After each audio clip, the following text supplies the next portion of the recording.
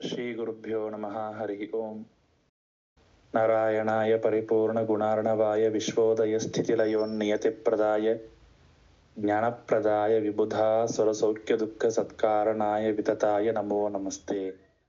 ಗುರುಭಾವಂ ವ್ಯಂಜಯಂತಿ ಭಾತಿ ಶ್ರೀಜಯತೀರ್ಥವಾಕ್ ಅರ್ಥಿಕಲ್ಪಿತಕಲ್ಪೋಯಂ ಪ್ರತ್ಯರ್ಥಿಗಜಕೇಸರಿ ವ್ಯಾಸತೀರ್ಥಗುರುರ್ಭೂಯಾತ್ ಅಸ್ಮದಿಷ್ಟಾರ್ಥಸಿದ್ಧಯೇ. ಪ್ರಣಮತ್ಕಾಮಧೇನುಂ ಚ ಭಜತ್ಸುರತರೂಪಮಂ ಶ್ರೀಭಾವಬೋಧಕೃತ್ಪಾದಚಿಂತಾಮಣಿಮುಪಾಸ್ಮಹೇ. ಪೂಜ್ಯಾಯ ರಾಘವೇಂದ್ರಾಯ ಸತ್ಯಧರ್ಮರತಾಯ ಚ ಭಜತಾಂ ಕಲ್ಪವೃಕ್ಷಾಯ ನಮತಾಂ ಕಾಮಧೇನವೇ. ಸತ್ಯಾಭಿಘ್ನಕರಾಬ್ಜೋತ್ಥಾನ್ ಪಂಚಾಶತ್ವರ್ಷಪೂಜಕಾನ್ ಸತ್ಯಪ್ರಮೋದತೀರ್ಥಾರ್ಯಾನ್ ನೌಮಿನ್ಯಾಯಸುಧಾರತಾನ್. ಯೈರಹಂ ಶುಕವತ್ ಸಮ್ಯಕ್ ಶಿಕ್ಷಿತೋಸ್ಮಿ ಕೃಪಾಲುಭಿಃ ಶ್ರೀಮತ್ಸತ್ಯಾತ್ಮತೀರ್ಥಾರ್ಯಾನ್ ವಂದೇ ವಿದ್ಯಾ ಗುರುನ್ ಮಮ.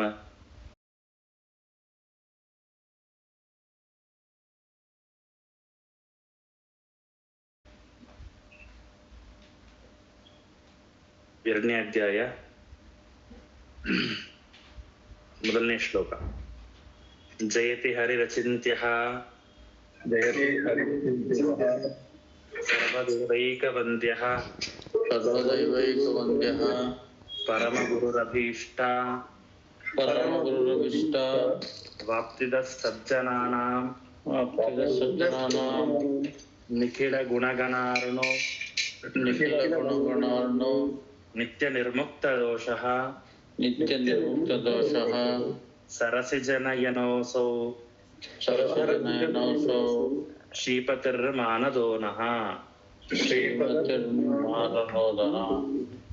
ಭಗವಂತನ ಜಯತಿ ಹರಿಹಿ ಅಚಿಂತ್ಯಃ ಸರ್ವದೇವೈಕವಂದ್ಯಃ. ಭಗವಂತ ಹರಿಹಿ ಅಚಿಂತ್ಯಃ, ಸರ್ವೋತ್ತಮನಾಂತಹ, ಸರ್ವ ಸದಾಗಮ ಪ್ರತಿಪಾದ್ಯತ್ವಂ, ಎಲ್ಲ ಸದಾ ಆಗಮಗಳಿಂದ ಪ್ರತಿಪಾದ್ಯನಾದಂತಹ ಈ ಯಾವ ಭಗವಂತನಿದ್ದಾನೆ, ಜಯತಿ ಇತರ ಶಬ್ದಕ್ಕೆ ಉತ್ಕೃಷ್ಟ ಅಂದ್ರೆ ಶ್ರೇಷ್ಠನಾಗಿದ್ದಾನೆ ಅಂತ ಹೇಳ್ತಾ ಇದ್ದಾರೆ. ಈ ಸರ್ವೋತ್ತಮನಾದಂತಹ ಯಾವ ಭಗವಂತ ಅವನು ಅಚಿಂತ್ಯ, ಅವನು ಯಾರಿಗೂ ಕೂಡ ಸಂಪೂರ್ಣವಾಗಿ ತಿಳಿಯಲು ಸಾಧ್ಯ ಇಲ್ಲ ಭಗವಂತನನ್ನ. ಸರ್ವದೇವೈಕ ವಂದ್ಯ, ಎಲ್ಲ ದೇವತೆಗಳಿಂದ ವಂದ್ಯನಾದವನು ಭಗವಂತ. ಪರಮಘು ಅಭೀಷ್ಟ ವಾಪ್ತಿದ ಸಜ್ಜನಾನ, ಎಲ್ಲ ಸಜ್ಜನರಿಗೆ ಎಲ್ಲ ಅಭೀಷ್ಟಗಳನ್ನು ಪರಮಗುರು ಅಭೀಷ್ಟ ವಾಪ್ತಿತಃ ಸಜ್ಜನಾನ. ಪರಮಗುರು ಅಂದ್ರೆ ಗುರುಗಳಿಗೂ ಗುರುಗಳು ಅಂದ್ರೆ ಬ್ರಹ್ಮದೇವರಿಗೂ ಗುರು ಆದವನು ಭಗವಂತ. ಅಭೀಷ್ಟತಃ ವಾಪ್ತಿತಃ ಸಜ್ಜನಾನ, ಎಲ್ಲ ಸಜ್ಜನರಿಗೆ ಅಭೀಷ್ಟವಾದನ್ನು ಕೊಡುವನು ಈ ಯಾವ ಭಗವಂತ ಇದ್ದಾನೆ. ನಿಖಿಲ ಗುಣಗಣಾರ್ಣೋ ನಿತ್ಯ ನಿರ್ಮುಕ್ತ ದೋಷಃ. ನಿಖಿಲ ಗುಣಗಣಾರ್ಣ, ಎಲ್ಲ ಗುಣಗಳಿಗೂ ಕೂಡ ಅರ್ಣ, ಎಲ್ಲ ಗುಣಗಳಲ್ಲಿಯೂ ಕೂಡ ಅರ್ಣ ಅಂತ ಸಮುದ್ರದಂತೆ ಇದ್ದಾನೆ ಭಗವಂತ. ಅಷ್ಟೇ ಅಲ್ಲ, ನಿತ್ಯ ನಿರ್ಮುಕ್ತ ದೋಷಃ, ಭಗವಂತನಲ್ಲಿ ಯಾವ ದೋಷವಿಲ್ಲ, ದೋಷಗಳಿಂದ ಸದಾ ದೋಷಗಳನ್ನ ಮುಕ್ತನಾಗಿದ್ದಾನೆ. ಸರಸಿಜನಯನೋಸೋ ಶ್ರೀಪತಿರ್ಮಾನದೋನಃ. ಸರಸಿಜನಯನಃ ಅಂತಂದ್ರೆ ಅಸೌ, ಈ ಭಗವಂತನ ಈ ಏನು ಭಗವಂತನ ನೇತ್ರ ಇದೆ, ಕಣ್ಣು ಇದೆ, ಅದು ಕಮಲದಂತ ಕಣ್ಣುಗಳು ಆ ಭಗವಂತನದು. ಭಗವಂತನ ಕಣ್ಣು ಕಮಲದಂತಹ ಕಣ್ಣುಗಳು, ನೇತ್ರವುಳ್ಳವನು ಭಗವಂತ. ಅಂತಹ ಭಗವಂತ ಶ್ರೀಪತಿರ್ಮಾನದೋನಃ, ಆ ಲಕ್ಷ್ಮೀಪತಿಯ ಅಂತಹ ಭಗವಂತ ನಮಗೆ ಉತ್ತಮವಾದಂತಹ ಜ್ಞಾನವನ್ನ ಕೊಡಲಿ ಎಂಬುದಾಗಿ ಶ್ರೀಮದಾಚಾರ್ಯರು ಎರಡನೇ ಅಧ್ಯಾಯದ ಮೊದಲನೇ ಶ್ಲೋಕವನ್ನ ಹೇಳ್ತಾ ಮುಂದೆ ಹೇಳ್ತಾರೆ. ಉಕ್ತ ಪೂರ್ವೇ ಅಧ್ಯಾಯೇ ಶಾಸ್ತ್ರಾಣಾಂ ನಿರ್ಣಯ ಪರೋ ದಿವ್ಯ ಅಥ ಭಾರತವಾಕ್ಯಾನೇತರೇವಾದ್ಯವಸ್ಯಂತೆ. ಭಗವಂತನ ಉಕ್ತ ಪೂರ್ವೇ ಅಧ್ಯಾಯೇ ಶಾಸ್ತ್ರಾಣಾಂ ನಿರ್ಣಯ ಪರೋ ದಿವ್ಯ. ಹಿಂದಿನ ಮೊದಲನೇ ಅಧ್ಯಾಯದಲ್ಲಿ ಏನ್ ಹೇಳಿದ್ದಾರೆ ಅಂತಂದ್ರೆ, ಪೂರ್ವ ಅಧ್ಯಾಯ ಅರ್ಥ ಅನುವಾದಕ ಪೂರ್ವ ಉತ್ತರಾಧ್ಯಾಯ ಸಂಗತಿ ಪರಃ ಸರ್ವೋತ್ಕೃಷ್ಟ ಪ್ರತಿಪಾದಕ. ಹಿಂದಿನ ಪ್ರಥಮಾಧ್ಯಾಯದಲ್ಲಿ ಏನ್ ಮಾಡಿದಂತೆ ಆಯ್ತು ಅಂತಂದ್ರೆ ಭಗವಂತನೇ ಸರ್ವೋತ್ತಮ ಅನ್ನುವಂತಹ ಭಗವಂತನೇ ಸರ್ವೋತ್ತಮ ಎನ್ನುವುದು ಎಲ್ಲ ಶಾಸ್ತ್ರಗಳಲ್ಲಿ ಎಲ್ಲ ವೇದಗಳಲ್ಲಿ ಪ್ರತಿಪಾದ್ಯವಾಗಿದೆ ಅನ್ನೋದನ್ನ ಹೇಳಿದ್ದಾರೆ. ಏನ್ ಹೇಳಿದ ಹಿಂದಿನ ಅಧ್ಯಾಯದಲ್ಲಿ ಅಂತ ನಾವೆಲ್ಲ ಕೇಳಿದ್ವಿ. ಎಲ್ಲ ವೇದ ಮಂತ್ರಗಳು, ಎಲ್ಲ ಭಾರತಗಳು, ಎಲ್ಲ ಪಂಚರಾತ್ರಗಳು ಕೂಡ ಭಗವಂತನೇ ಸರ್ವೋತ್ತಮ ಎನ್ನುವಂತಹ ವಿಷಯದಲ್ಲಿ ಕೊಂಡಾಡ್ತಾ ಇದೆ ಎನ್ನುವಂತಹ ವಿಷಯವನ್ನ ಪ್ರಥಮಾಧ್ಯಾಯದಲ್ಲಿ ಹೇಳಿದ್ರು. ಅದಾದ ಮೇಲೆ ಹಿಂದಿನ ಅಧ್ಯಾಯದಲ್ಲಿ ಭಗವಂತನ ಸರ್ವೋತ್ತಮತ್ವ ಹೇಳಿದಂತೆ ಆಯ್ತು. ಈಗ ಏನ್ ಹೇಳ್ತಿದ್ದಾರೆ ಅಂತ, ಏತೈರೇವ ಭಾರತ ವಾಕ್ಯೈರೇವ ಅನ್ಯವಾಕ್ಯಾನಾಂ ಅಲ್ಪತ್ವಾತ್.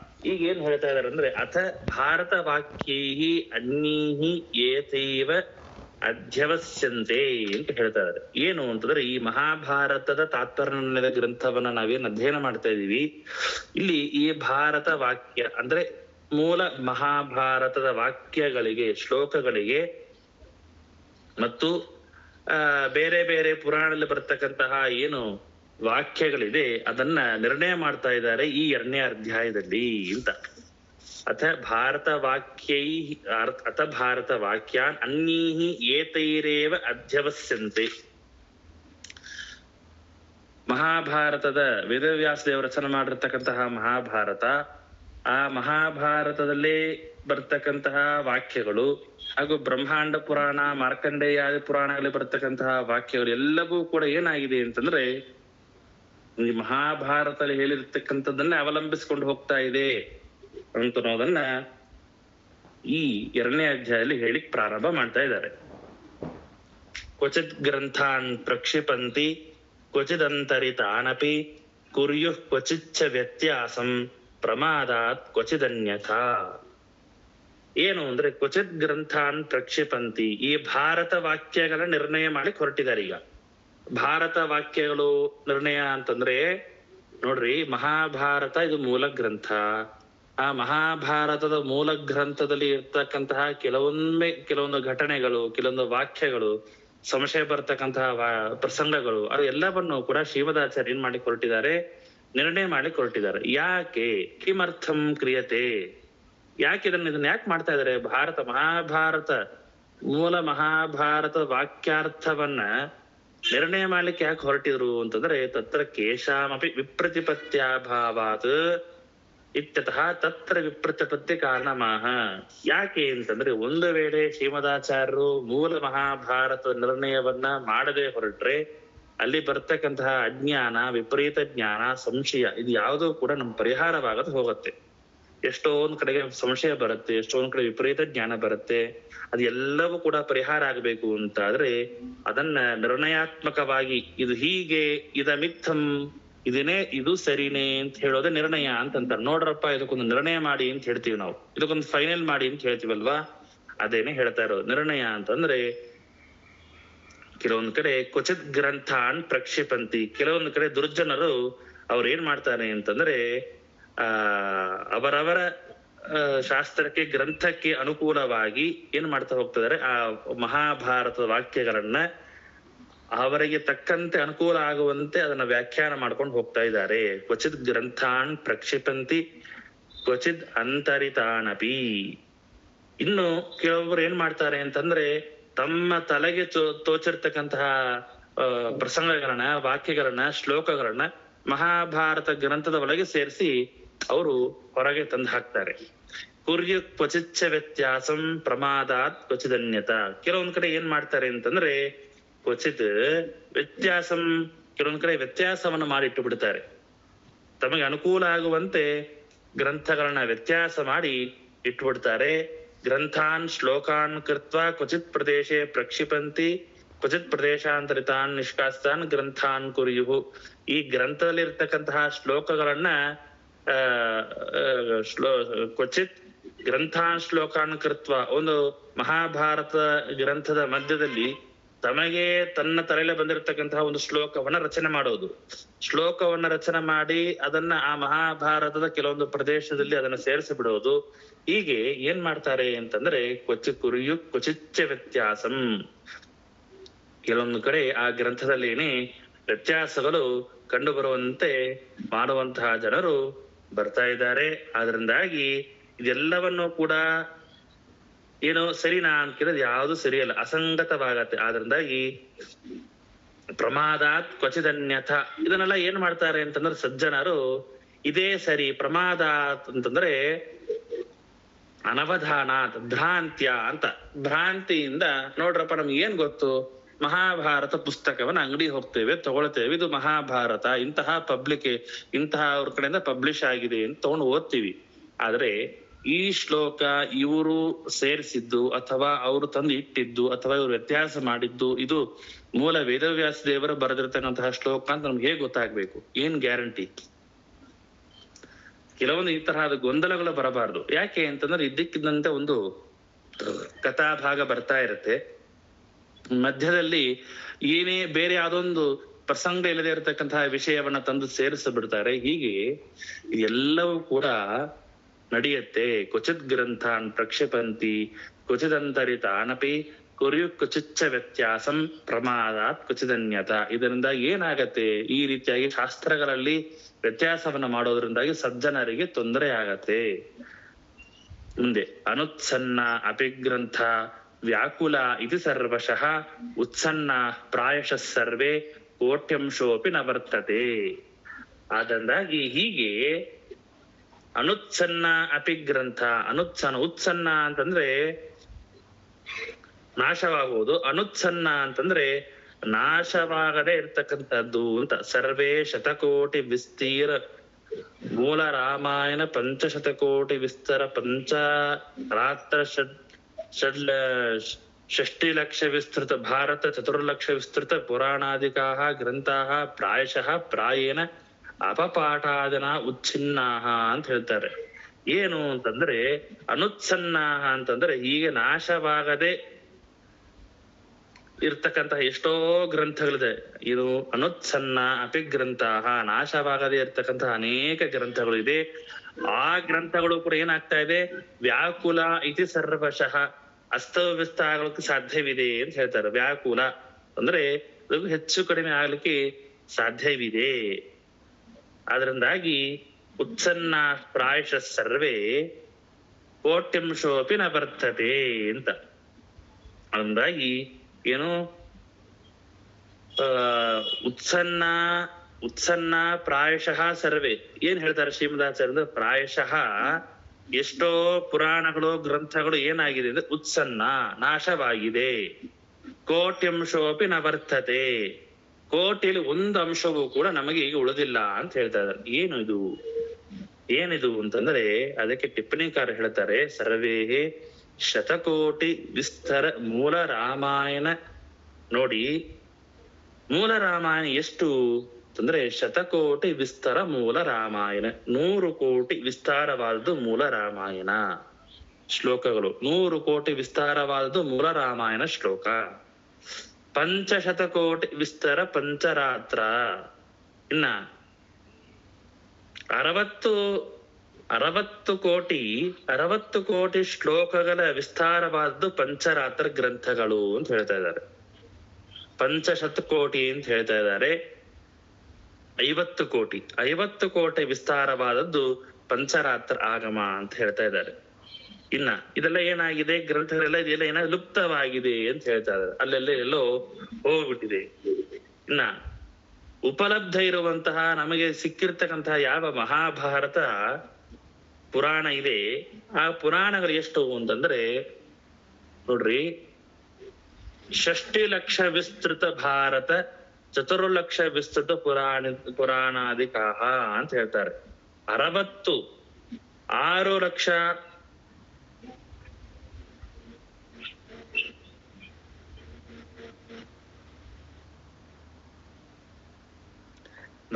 6 ಲಕ್ಷ ವಿಸ್ತೃತ ಭಾರತ, 6 ಲಕ್ಷ ವಿಸ್ತಾರವಾದಂತಹ ಮಹಾಭಾರತದ ಶ್ಲೋಕಗಳು ಇರ್ತಕ್ಕಂತಹ ಗ್ರಂಥ ಭಾಗ. ಆದ್ರೆ ನಮಗೆ 6 ಲಕ್ಷ ಶ್ಲೋಕ ಇರ್ತಕ್ಕಂತಹ ಪುಸ್ತಕ ನಮ್ಮಲ್ಲಿ ಇಲ್ಲ. 97,000 ಮಾತ್ರ ಉಪಲಬ್ಧ ಆಗಿದೆ ಅಂತ ವಾದಿರಾಜರು ಹೇಳ್ತಾರೆ. ನೋಡ್ರಿ, 6 ಲಕ್ಷ ಶ್ಲೋಕಗಳಿರ್ತಕ್ಕಂತಹ ಮಹಾಭಾರತ ಎಲ್ಲಿ ಹೋಯ್ತು? ನಮ್ಮಲ್ಲಿ ಈಗ ಉಪಲಬ್ಧ ಆಗಿರೋದು ಸಿಕ್ಕಿರೋದು ಎಷ್ಟಾಗಿದೆ? 94-96 ಲಕ್ಷಗಳು ಮಾತ್ರ ಉಪಲಬ್ಧ ಆಗಿದೆ. ಅಷ್ಟೇ ಅಲ್ಲ, ಚತುರ್ಲಕ್ಷ ವಿಸ್ತೃತ ಪುರಾಣಾದಿಗಾಹ, ಈ ಮಹಾಭಾರತ ಮೂಲ ರಾಮಾಯಣ ಬಿಟ್ಟು ಪಂಚರಾತ್ರವನ್ನು ಬಿಟ್ಟು ಮತ್ತೆ 4 ಲಕ್ಷ ವಿಸ್ತಾರವಾದಂತಹ ಪುರಾಣಗಳು ಇದೆ. ಹೀಗೆ ಏನಾಯ್ತು, ಎಲ್ಲಿ ಹೋಯ್ತು ಹಾಗಾದ್ರೆ? ನೋಡ್ರಿ, ಶತಕೋಟಿ ಶ್ಲೋಕಗಳುಳ್ಳಂತಹ ಮೂಲ ರಾಮಾಯಣ ಈಗ ಇಲ್ಲ. ಅದರಲ್ಲಿ ಎಷ್ಟೋ ಶ್ಲೋಕಗಳು, ಎಷ್ಟೋ ಗ್ರಂಥಗಳು, ಎಷ್ಟೋ ಪುಸ್ತಕಗಳು ಎಲ್ಲ ನಾಶವಾಗಿ ಬೇರೆಯವರ ಕೈಯಲ್ಲಿ ಸಿಕ್ಕು ಅದೆಲ್ಲವೂ ಕೂಡ ಎಲ್ಲೆಲ್ಲೋ ಹೋಗಿ ದೇವರ ಗುರುಗಳ ಅನುಗ್ರಹದಿಂದ ಇಷ್ಟು ನಮ್ಮ ಕೈಯಲ್ಲಿ ಉಳ್ಕೊಂಡಿದೆ. ಇದನ್ನೇ ಶ್ರೀಮದಾಚಾರ್ಯ ಹೇಳ್ತಾ ಇದ್ದಾರೆ, ಕ್ವಚಿತ್ ಗ್ರಂಥಾನ್ ಪ್ರಕ್ಷಿಪಂತಿ ಕ್ವಚಿದಂತರಿತಾನಪಿ ಕುರ್ಯು ಕ್ವಚಿಚ್ಚ ವ್ಯತ್ಯಾಸಂ ಪ್ರಮಾದಾತ್ ಕ್ವಚಿದನ್ಯತಾ ಗ್ರಂಥೋಪ್ಯೇವಂ ವಿಲುಳಿತಃ ಕಿಂವಾರ್ಥೋ ದೇವದುರ್ಗಮಃ ಕಲಾದೇವಂ ವ್ಯಾಕುಲಿತೋ ನಿರ್ಣಯಾಯ ಪ್ರಚೋದಿತ ಮುಂದೆ ಹೇಳ್ತಾರೆ. ಅಂತೂ ಏನಾಯ್ತು ಅಂತಂದ್ರೆ, ಎಷ್ಟೋ ಶ್ಲೋಕಗಳಿಂದ ಕೂಡಿರ್ತಕ್ಕಂತಹ ಪುರಾಣಾದಿಗಳೆಲ್ಲವೂ ಕೂಡ ಲುಪ್ತವಾಗಿದೆ, ನಾಶವಾಗಿ ಹೋಗಿದೆ, ವ್ಯತ್ಯಾಸ ಮಾಡಲ್ಪಟ್ಟಿದೆ. ಹೀಗಾಗಿ ಇದನ್ನೆಲ್ಲವನ್ನು ಕೂಡ ನಿರ್ಣಯ ಮಾಡಬೇಕು ಅಂತ ಶ್ರೀಮದಾಚಾರ್ಯ ವಿಚಾರ ಮಾಡ್ತಾರೆ. ಗ್ರಂಥೋಪ್ಯೇವಂ ವಿರುಳಿತಃ ಕಿಮರ್ಥೋ ದೇವದುರ್ಗಮಃ ಕಲಾವೇವಂ ವ್ಯಾಕುಲಿತೆ ನಿರ್ಣಯಾಯ ಪ್ರಚೋದಿತಃ. ಗ್ರಂಥೋಪ್ಯೇವಂ ವಿರುಳಿತಃ, ಅದೇ ರೀತಿಯಾಗಿ ಹೇಳ್ತಾರೆ, ಕೈಮುಟ್ಟಿನ್ಯಾಯೇನ ಅರ್ಥ ವ್ಯತ್ಯಾಸ. ಗ್ರಂಥಃ ದೇವಾನಾಂ ದುರ್ಗಮಃ ಅರ್ಥಃ ಗ್ರಂಥಃ, ದೇವತೆಗಳಿಗೂ ಅತೀ ದುರ್ಗಮವಾದಂತಹ ಕಷ್ಟವಾದಂತಹದ್ದು ಈ ಯಾವ ಕಷ್ಟ ಸಾಧ್ಯವಾದಂತಹ ಯಾವ ಮಹಾಭಾರತ ಗ್ರಂಥ ಇದೆ. ವಿಲುಳಿತಃ ಏನಾಗಿದೆ ಅಂತಂದ್ರೆ, ಅದು ಕೂಡ ಏನಾಗಿದೆ, ಕಷ್ಟ ಸಾಧ್ಯವಾಗಿದೆ ಎಂಬುದಾಗಿ ಹೇಳ್ತಾ ಇದ್ದಾರೆ. ಗ್ರಂಥೋಪ್ಯಂ ವಿಲುಳಿತಃ ಕಿಂವರ್ಥೋ ದೇವದುರ್ಗಮಃ ವ್ಯಾಕುಳಿತಾಶ್ಚ ಕದಾ ಜಾತಾಃ. ವ್ಯಾಕುಳಿತವಾಗಿದೆ ಅಂತಂದ್ರೆ ಹೆಚ್ಚು ಕಡಿಮೆ ವ್ಯತ್ಯಾಸವಾಗಿದೆ ಅಂತ ಹೇಳ್ತಾ ಇದ್ದಾರೆ. ಮಹಾಭಾರತ ಗ್ರಂಥವೂ ಕೂಡ ಹೀಗೆ ಹೇಳ್ತಾ ದೇವತೆಗಳಿಗೂ ಅತೀ ದುರ್ಗಮವಾದಂತಹ, ಅಂದ್ರೆ ದೇವತೆಗಳಿಗೂ ಕೂಡ ಸುಲಭವಾಗಿ ತಿಳಿದುಕೊಳ್ಳಿಕ್ಕೆ ಸಾಧ್ಯವಾಗದೇ ಇರ್ತಕ್ಕಂತಹ ಬಹಳ ಕಠಿಣವಾದಂತಹ ಗ್ರಂಥ ಈ ಮಹಾಭಾರತ ಗ್ರಂಥ. ಈ ಮಹಾಭಾರತ ಗ್ರಂಥವೂ ಕೂಡ ಏನಾಗಿದೆ, ವಿಲುಳಿತಃ ಏನಾಗಿದೆ, ಕಷ್ಟ ಸಾಧ್ಯವಾಗಿದೆ, ಅರ್ಥಗಳೆಲ್ಲವೂ ಕೂಡ ವ್ಯತ್ಯಾಸವಾಗಿದೆ ಎಂಬುದಾಗಿ ಹೇಳ್ತಾ ಇದ್ದಾರೆ. ಹೇಳ್ತಾ ಕಲಾವೇವಂ ವ್ಯಾಕುಲಿತೆ ನಿರ್ಣಯಾಯ ಪ್ರಚೋದಿತಃ.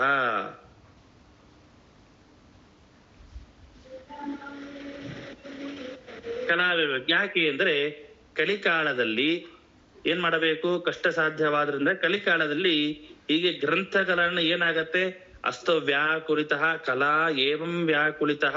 ಈ ಕಲಿಕಾಲದಲ್ಲಿ ಕಲಿಯ ಪ್ರಭಾವದಿಂದಾಗಿ ಎಲ್ಲ ಗ್ರಂಥಗಳು ಕೂಡ ವ್ಯಾಕುಲಿತಃ ವ್ಯತ್ಯಾಸವಾಗ್ತಾ ಇದೆ. ಹೀಗೆ ಆಗ್ತಾ ಹೋದ್ರೆ ಬಹಳ ಕಷ್ಟವಾಗತ್ತೆ ಅಂತ ಹೇಳಿ ನಿರ್ಣಯಾಯ ಪ್ರಚೋದಿತಃ, ಈ ಮಹಾಭಾರತ ಗ್ರಂಥದವನ್ನ ನಿರ್ಣಯ ಮಾಡಬೇಕು ಅಂತ ಶ್ರೀಮದಾಚಾರ್ಯ ವಿಚಾರ ಮಾಡ್ತಾ ಇದ್ದಾರೆ. ಹೀಗೆ ಗ್ರಂಥೋಪ್ಯೇವಂ ವಿಲುಳಿತಃ ಕಿಂವರ್ಥೋ ದೇವದುರ್ಗಮಃ ಕಲಾವೇವಂ ವ್ಯಾಕುಲಿತೆ ನಿರ್ಣಯಾಯ ಪ್ರಚೋದಿತಃ ಅಂತ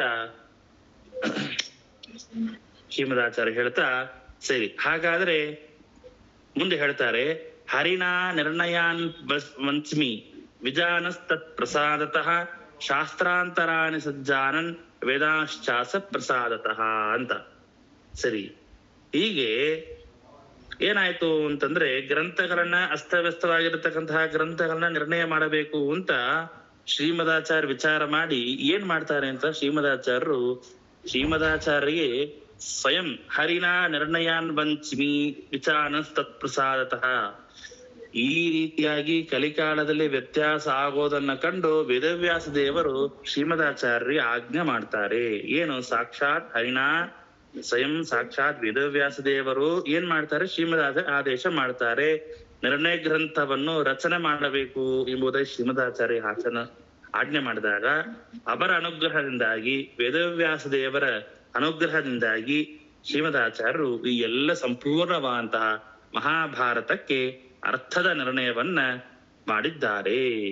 ಹರಿನಾ ನಿರ್ಣಯಾನ್ ವಂಚ್ಮಿ ವಿಚಾನಸ್ತತ್ ಪ್ರಸಾದತಃ. ವಿಜಾನನ್ ಅಂದ್ರೆ ವಿಜಾನನ್ ನಿರ್ಣಯಾನ್ ನಿರ್ಣಯ ಮಾಡಬೇಕು ಅಂತ ತತ್ಪ್ರಸಾದತಃ ಭಗವಂತನ ಪ್ರಸಾದದಿಂದಾಗಿ ಅನುಗ್ರಹದಿಂದಾಗಿ ಮಾಡಬೇಕು ಅಂತ ನಾನು ಹೊರಟಿದ್ದೇನೆ.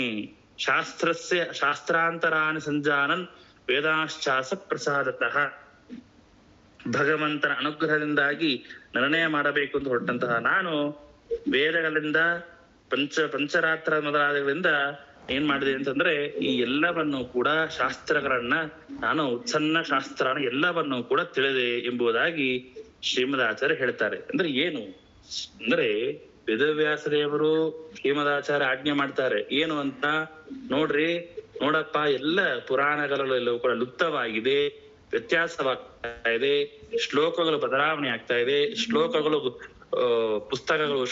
ಎಲ್ಲವೂ ಕೂಡ ನಶಿಸಿ ಹೋಗ್ತಾ ಇದೆ.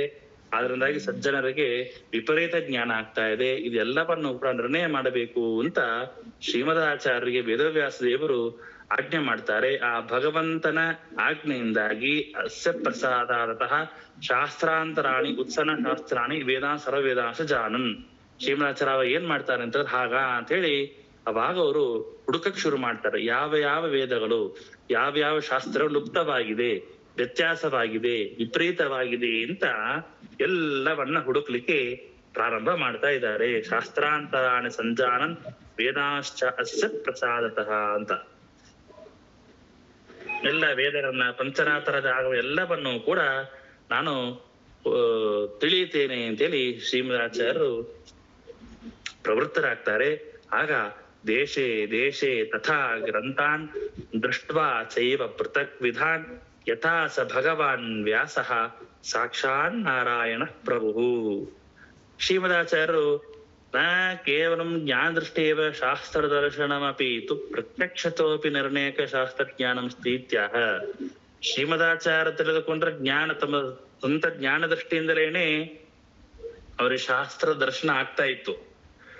ಎಲ್ಲ ಪಂಚರಾತ್ರಗಳ ಶಾಸ್ತ್ರದ ದರ್ಶನ ಜ್ಞಾನ ಅವ್ರಿಗೆ ಕೇವಲ ಕಣ್ಣು ಮುಚ್ಚರೆ ಸಾಕು ಆಗ್ತಿತ್ತು. ಆದ್ರೆ ಪ್ರತ್ಯಕ್ಷವಾಗಿ ಹೋಗಿ ಪ್ರತ್ಯಕ್ಷತೋಪಿ ನಿರ್ಣಾಯಕ ಶಾಸ್ತ್ರಜ್ಞಾನಂ, ಪ್ರತ್ಯಕ್ಷವಾಗಿ ಹೋಗಿ ಹುಡುಕಿ ಆ ಶಾಸ್ತ್ರವನ್ನು ತೆಗೆದು ಅದನ್ನು ನಿರ್ಣಯ ಮಾಡಬೇಕು ಅನ್ನೋ ಕಾರಣಕ್ಕೋಸ್ಕರವಾಗಿ ಶ್ರೀಮದಾಚಾರ್ಯ ಏನ್ ಮಾಡ್ತಾರೆ, ದೇಶೇ ತಥಾ ಗ್ರಂಥಾನ್, ಬೇರೆ ದೇಶಗಳಲ್ಲಿರ್ತಕ್ಕಂತಹ ದೇಶೇ ತಥಾ ಅಂತ ಶಬ್ದಕ್ಕೆ ಬೇರೆ ತರಹದ ಬೇರೆ ರೀತಿಯಾಗಿರ್ತಕ್ಕಂತಹ ಯಾವ ಗ್ರಂಥಗಳಿದೆ ಆ ಎಲ್ಲ ಗ್ರಂಥಗಳನ್ನು ಕೂಡ ಪ್ರತ್ಯಕ್ಷವಾಗಿ ತಾವು ಅದನ್ನು ನೋಡ್ತಾರೆ.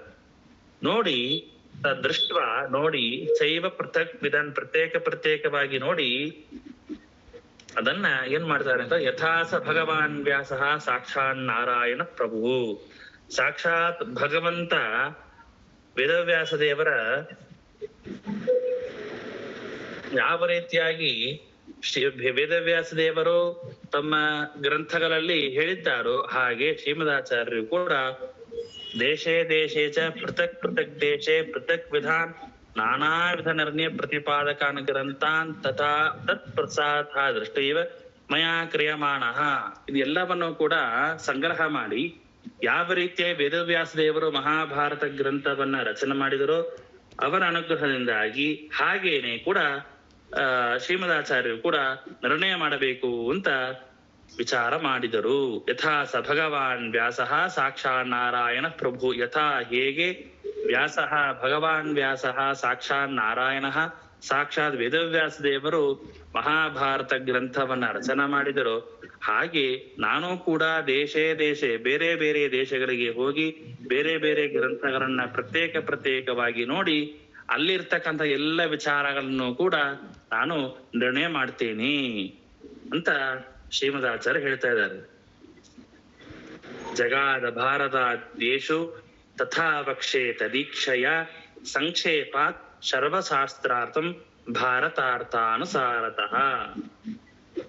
ಹೀಗೆ ಜಗಾದ ಭಾರತಾದ್ಯೇಷು ತಥಾ ವಕ್ಷೇ ತದೀಕ್ಷಯ, ಯಾವ ರೀತಿಯಾಗಿ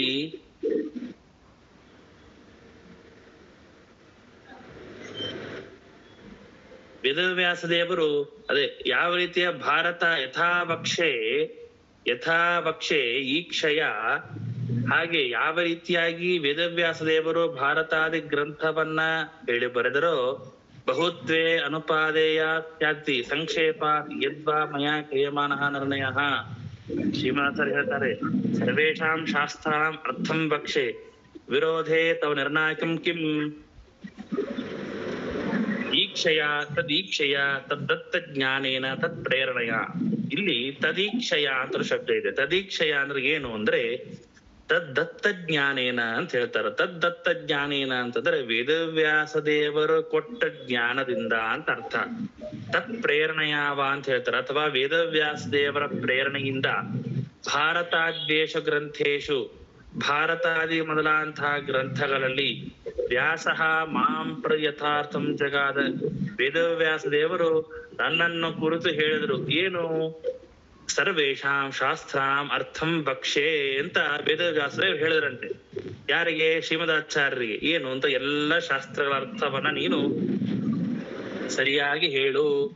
ವಿರೋಧೆ ತವ ನಿರ್ಣಾಯಕಂ ಕಿಂ ಅಂತಂದಾಗ ವಿರೋಧ ಬರದಂತೆ ನಿರ್ಣಯವನ್ನು ಮಾಡಬೇಕು. ಯಾಕೆ ಅಂತ ಹೇಳಿದಾಗ ಭಾರತ ಇತಿ ಭಾರತ ದ್ವೇಷ ತಥಾ ಭಕ್ಷೆ ತದೀಕ್ಷಯ ಭೌತ್ವೇಪಿ ಸಂಕ್ಷೇಪ ಅಂತ ಹೇಳ್ತಾ ಇದ್ದಾರೆ. ಸಂಕ್ಷೇಪ ಯದ್ವಾ ಮಯಾ ಕ್ರಿಯಮಾನಃ ನಿರ್ಣಯವ್ಯಾಥ ವೇದವ್ಯಾಸ ಸಮ್ಮತಃ ಇತಿ ವದನ್ ಆದೋ ಭಾರತಾರ್ಥಾನುಸಾರೇಣ ಸಂಕ್ಷೇಪ ಸರ್ವಶಾಸ್ತ್ರಂ ಭಕ್ಷ್ಯತೆ. ಯಾವ ರೀತಿಯಾಗಿ ವೇದವ್ಯಾಸ ದೇವರು ಮಹಾಭಾರತ ಗ್ರಂಥವನ್ನ ರಚನೆ ಮಾಡಿದರೋ ಹಾಗೆ ನಾನು ಕೂಡ ಆ ಮಹಾಭಾರತದ ನಿರ್ಣಯವನ್ನ ನಾನು ಅವರ ಅನುಗ್ರಹದಿಂದಾಗಿ ಅವರ ಪ್ರೇರಣೆಯಿಂದಾಗಿ ನಾನು ಸಂಕ್ಷೇಪವಾಗಿ ಮಾಡ್ತೇನೆ ಅಂತ ಹೇಳ್ತಾ ಇದ್ದಾರೆ. ಸಂಕ್ಷೇಪಾತ್ ಸರ್ವಶಾಸ್ತ್ರಾರ್ಥಂ ಭಾರತಾರ್ಥಾನುಸಾರತಃ.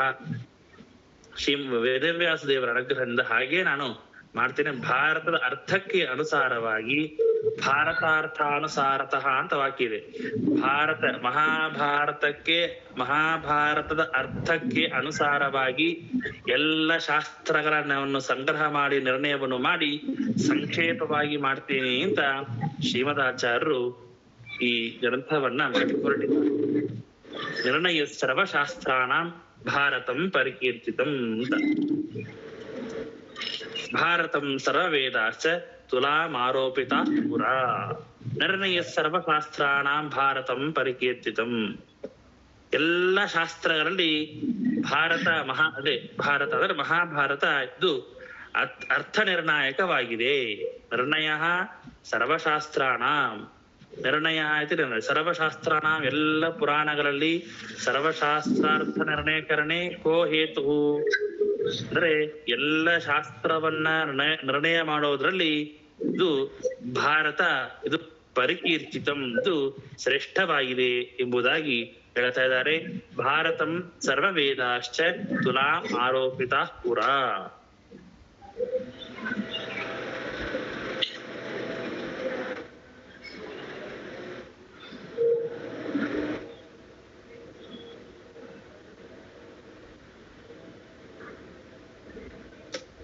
ಭಾರತಂ ಸರ್ವವೇದಾಶ್ಚ ತುಲಾಂ ಆರೋಪಿತ ಪುರ.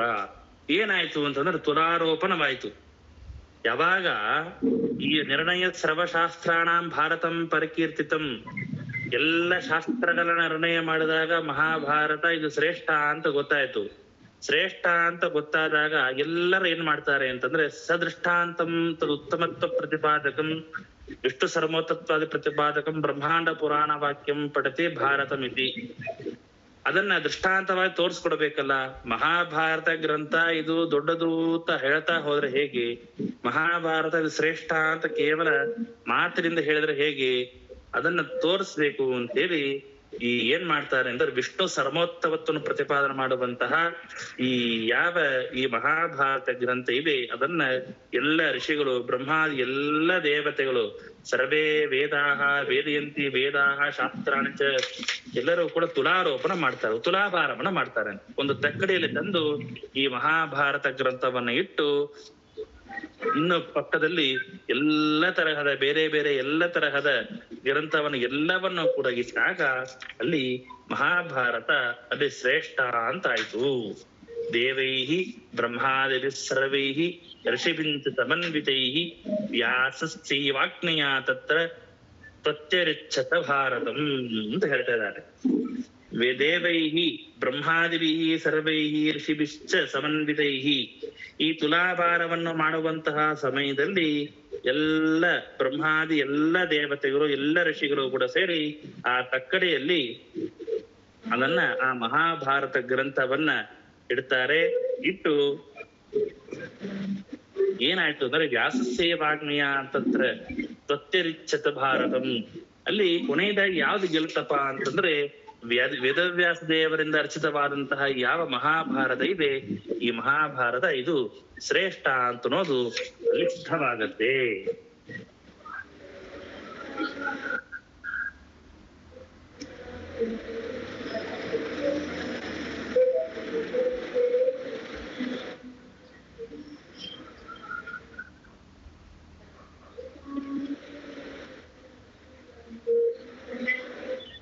ಅಂದ್ರೆ ಏನು ಇಲ್ಲಿ ತಕ್ಕಡಿಯಲ್ಲಿ ಅದನ್ನ ಇಟ್ಟರು ಅಂತಂದ್ರೆ, ತುಲಾಭಾರವನ್ನು ಮಾಡಿದ್ರು ಅಂತಂದ್ರೆ ಈ ಮಹಾಭಾರತದ ಗ್ರಂಥದ ಪರವಾಗಿ ಒಂದು ಮಣಿಯನ್ನ ತಂದು ತಕ್ಕಡಿಯಲ್ಲಿ ಇಡ್ತಾರೆ.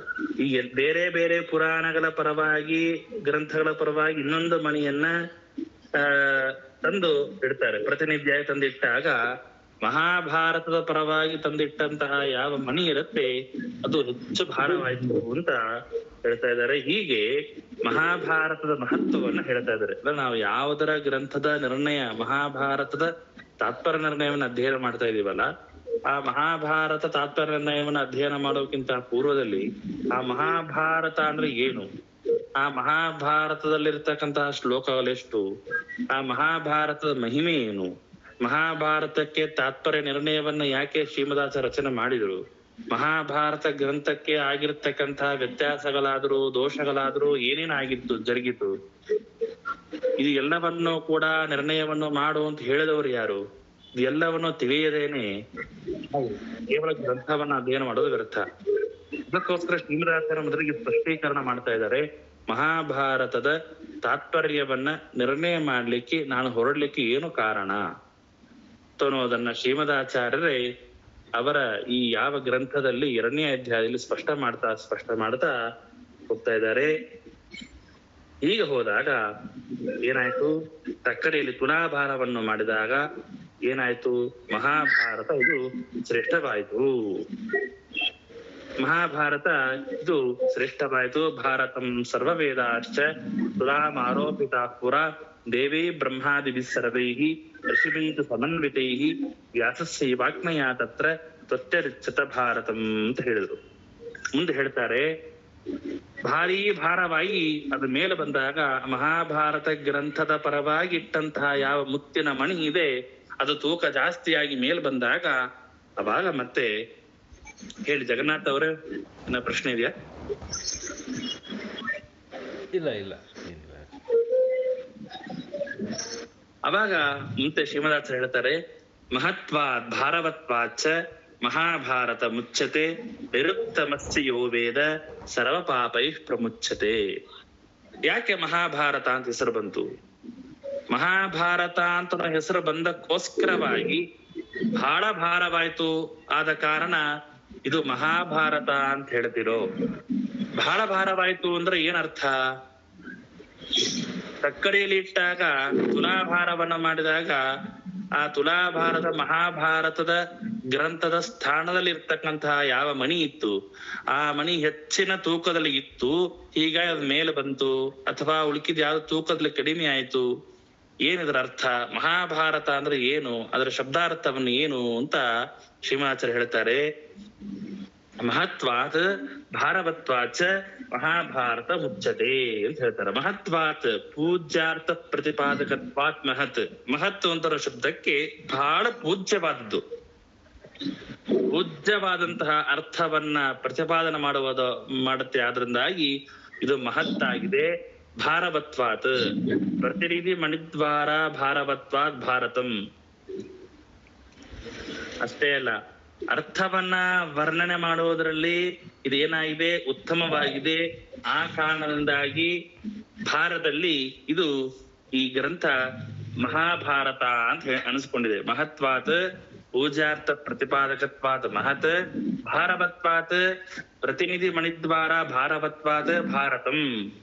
ಏನಾಯ್ತು ಅಂತಂದ್ರೆ ಮಹಾಭಾರತ ಅಂತ ಶಬ್ದಕ್ಕೆ ಅರ್ಥ ಏನು ಅಂತಂದ್ರೆ ಮಹತ್ತಾಗಿದೆ. ಏನು ಅರ್ಥವನ್ನ ಪ್ರತಿಪಾದನೆ ಮಾಡೋದ್ರಲ್ಲಿ ಮಹತ್ತಾಗಿದೆ. ಭಾರವಾಗಿದೆ ಏನು ಅಂತಂದ್ರೆ ಈ ಗ್ರಂಥದ ಪರವಾಗಿ ಪ್ರತಿನಿಧಿಯಾಗಿ ಒಂದು ಮಣಿಯನ್ನು ಏನು ತಕ್ಕಡೆಯಲ್ಲಿ ಇಡ್ತಾರಲ್ಲ, ಆ ಮಣಿಯನ್ನ ತಕ್ಕಡೆಯಲ್ಲಿ ಇಟ್ಟಾಗ ಅದು ಏನಾಯ್ತು, ಮಣಿ ಭಾರವಾಯ್ತು, ಮಹತ್ವ ಆಗಿದೆ. ಹೀಗೆ ಭಾರವೂ ಆದ್ರಿಂದಾಗಿ ಮಹತ್ವಾತ್ ಭಾರವತ್ವಾಚ ಮಹಾಭಾರತ ಮುಚ್ಚತೆ ಅಂತ ಹೇಳ್ತಾರೆ. ಯದ್ವಾ ಇನ್ನೊಂದು ಅರ್ಥವನ್ನು ಕೂಡ ಹೇಳ್ತಾರೆ. ಏನು ಅಂತಂದ್ರೆ ಭಾರೇನ ತತ್ತತ್ವಾತ್ ಭಾರತಂ ಏಕದೇಶ ಗ್ರಾಹ್ಯಂ ಅಂತ.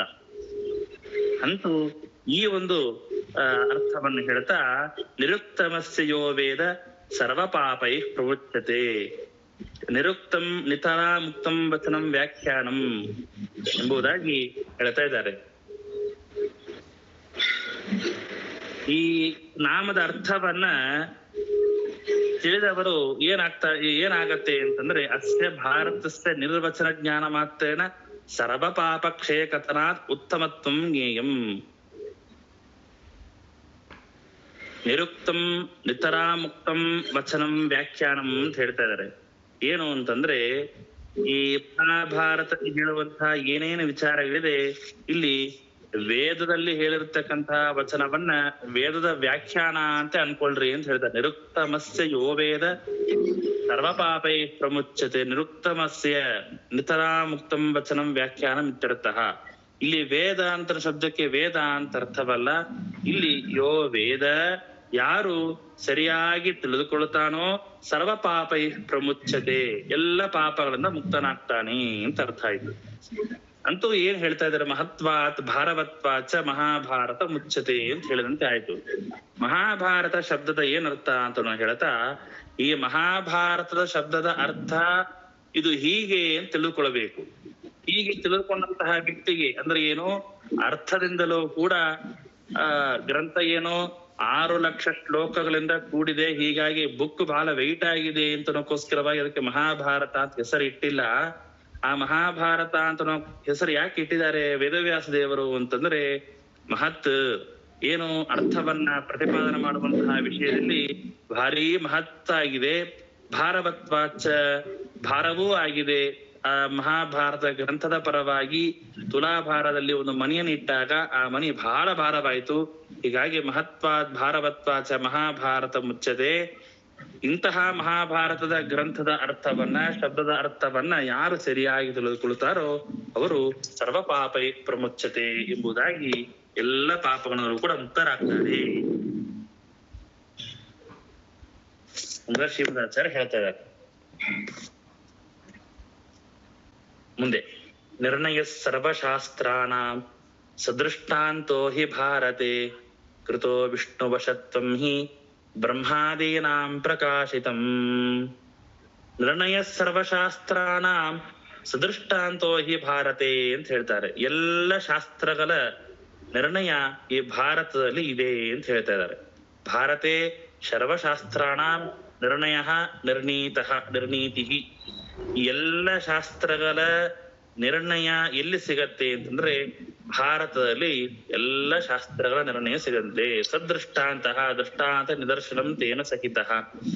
ನಿಮಗೆ ಮಹಾಭಾರತದಲ್ಲಿ ಏನು ಬೇಕು ಎಲ್ಲ ವಿಷಯಗಳು ಕೂಡ ಈ ಮಹಾಭಾರತ ಗ್ರಂಥದಲ್ಲಿ ದೃಷ್ಟಾಂತ ಸಹಿತವಾಗಿ ಹೇಳಿದ್ದಾರೆ. ಆದ್ರಿಂದಾಗಿ ನಿರ್ಣಯ ಸರ್ವಶಾಸ್ತ್ರಾಣ ಸದೃಷ್ಟಾಂತೋ ಹಿ ಭಾರತೆ.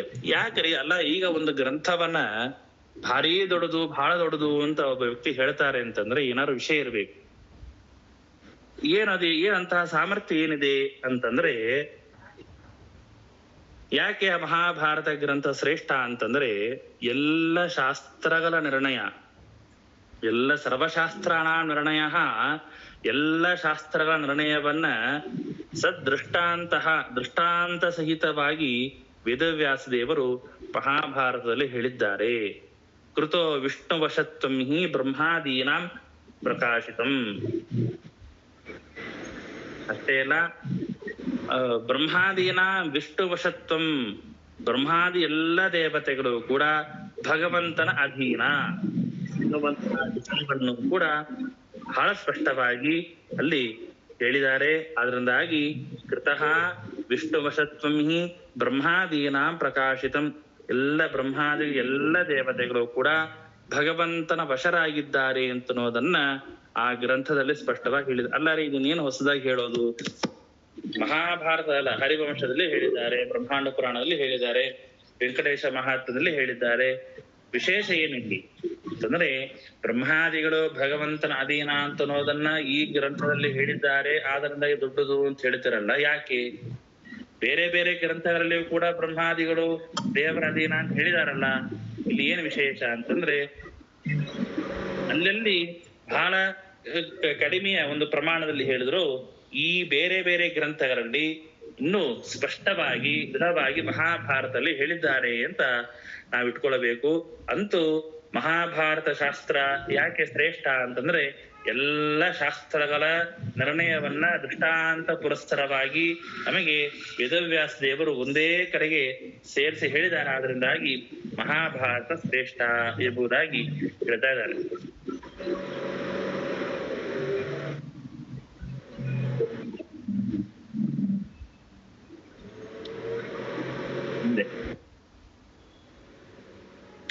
ಯತ ಕೃಷ್ಣವಶೇ ಸರ್ವೇ ಭೀಮಾದ್ಯ ಸಮ್ಯಗೀರಿತಾಃ ಸರ್ವೇಷಾಂ ಜ್ಞಾನದೋ ವಿಷ್ಣುಃ ಯಶೋದಾದೇತಿ ಚೋದಿತಃ. ಯತ ಕೃಷ್ಣವಶೇ ಸರ್ವೇ ಭೀಮಾದ್ಯ ಸಮ್ಯಗೀರಿತಾಃ ಅಂತ ಹೇಳ್ತಾರೆ.